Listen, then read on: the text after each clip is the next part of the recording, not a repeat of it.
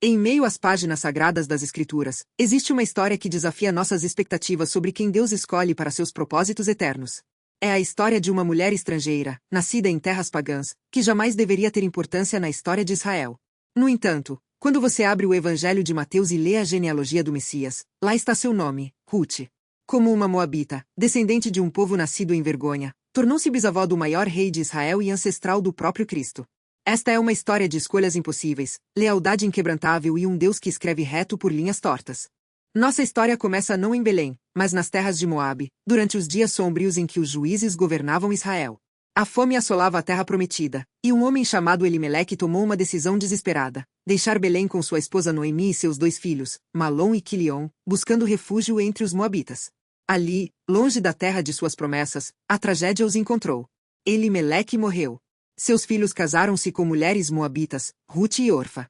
Mas então, numa cruel reviravolta do destino, ambos os filhos também morreram. 3 viúvas ficaram sozinhas, sem homens para protegê-las, sem filhos para dar-lhes futuro. Noemi estava em terra estrangeira, quebrada pela perda, amargurada pela vida. Quando Noemi ouviu que o Senhor tinha visitado seu povo em Belém e lhes dado pão, ela decidiu retornar. Suas noras começaram a jornada com ela, mas no caminho, Noemi parou e enfrentou a realidade cruel de sua situação. Com lágrimas nos olhos, ela implorou que Ruth e Orfa voltassem para suas famílias, para seus deuses, para uma chance de recomeçar. Orfa, após muito choro, beijou sua sogra e partiu. Mas Ruth fez uma escolha que ecoaria através dos séculos. Naquele momento, com palavras que se tornariam imortais, ela declarou: não me instes para que te abandone e deixe de seguir-te. Porque aonde quer que tu fores, irei eu, e onde quer que pousares, ali pousarei eu.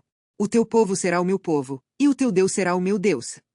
Aquela não foi apenas uma declaração de lealdade humana. Foi uma confissão de fé. Ruth estava abandonando tudo o que conhecia: sua terra, sua família, seus deuses. Ela estava escolhendo o Deus de Israel, mesmo sem garantias, mesmo sem promessas de prosperidade. Ela completou seu voto dizendo: onde quer que morreres, morrerei eu, e ali serei sepultada. Assim me faça o Senhor e outro tanto, se outra coisa que não seja a morte me separar de ti. Era um compromisso até a morte. Noemi, vendo que ela estava determinada, não disse mais nada. E assim, as 2 mulheres seguiram juntas para Belém, chegando justamente no início da colheita da cevada. A cidade inteira se agitou com o retorno de Noemi, mas ela não era mais a mesma mulher que havia partido.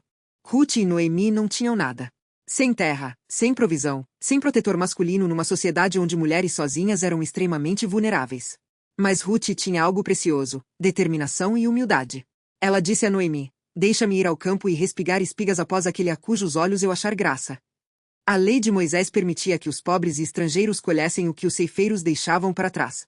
Era trabalho duro, humilhante para muitos, mas Ruth não tinha orgulho que a impedisse de servir. E então aconteceu algo que parecia coincidência, mas era providência divina. As Escrituras nos dizem que ela por casualidade foi ao campo que pertencia a Boaz, um homem rico e poderoso que era parente de Elimeleque. Não existe casualidade nos planos de Deus. Boaz chegou de Belém naquele dia e cumprimentou seus ceifeiros com: o Senhor seja convosco. Ele era um homem de fé, não apenas de posses. Quando seus olhos caíram sobre Ruth, ele perguntou: de quem é esta jovem? O servo encarregado contou toda a história dela, como ela havia voltado de Moabe com Noemi, como havia pedido permissão para respigar, como trabalhava desde a manhã com apenas um breve descanso. Algo tocou o coração de Boaz. Ele se aproximou de Ruth e lhe disse palavras que revelavam tanto proteção quanto admiração: não ouças, filha minha. Não vás respigar em outro campo. Fica com as minhas servas.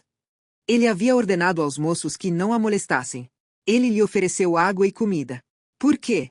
Porque havia ouvido sobre sua lealdade a Noemi, sobre como ela deixara tudo para seguir um Deus que ainda não conhecia plenamente. Ruth caiu com o rosto em terra e perguntou: por que achei graça aos teus olhos, para que faças caso de mim, sendo eu estrangeira? A resposta de Boaz foi profunda: tudo quanto fizeste para com tua sogra, depois da morte de teu marido, me foi contado. O Senhor retribua o teu feito, e seja cumprida a tua recompensa do Senhor Deus de Israel, sob cujas asas vieste buscar refúgio. Aquelas palavras eram proféticas. As asas de proteção divina já estavam sobre ela, guiando cada passo.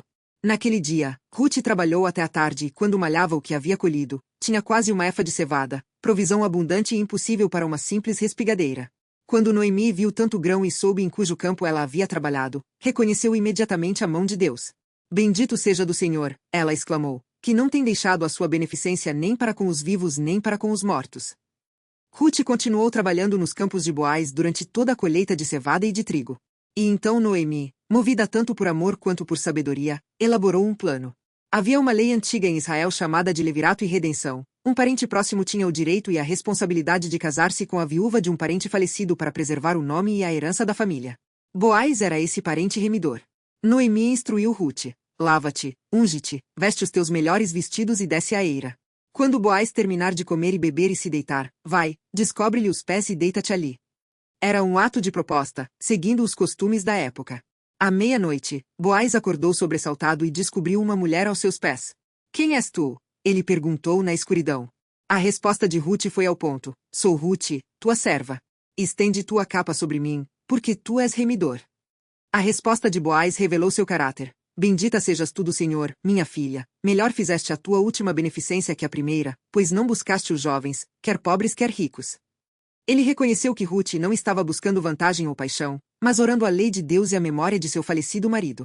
Boaz prometeu redimi-la, mas havia um problema: existia outro parente mais próximo que tinha o primeiro direito. Boaz era homem de integridade, ele não tomaria o que pertencia a outro por direito.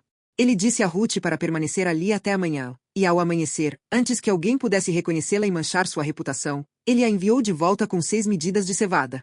Quando Noemi ouviu tudo, disse com sabedoria: espera, minha filha, até que saibas como irá o caso, porque aquele homem não descansará enquanto não o resolver hoje. Boaz subiu à porta da cidade, o lugar onde os anciãos se reuniam e os negócios legais eram conduzidos. O outro parente passou por ali, e Boaz o chamou. Na presença de 10 anciãos, Boaz apresentou o caso. Noemi estava vendendo a porção de terra que pertencera a Elimeleque. O parente tinha o direito de comprá-la. O homem disse: eu a redimirei. Mas então Boaz acrescentou: no dia em que comprares a terra de Noemi, também deves tomar Ruth, a moabita, viúva do falecido, para suscitar o nome do morto sobre a sua herança. O parente mudou de ideia. Não posso redimir, para não prejudicar minha própria herança. Toma para ti o meu direito. Segundo o costume, ele tirou a sandália e a entregou a Boaz. Era oficial.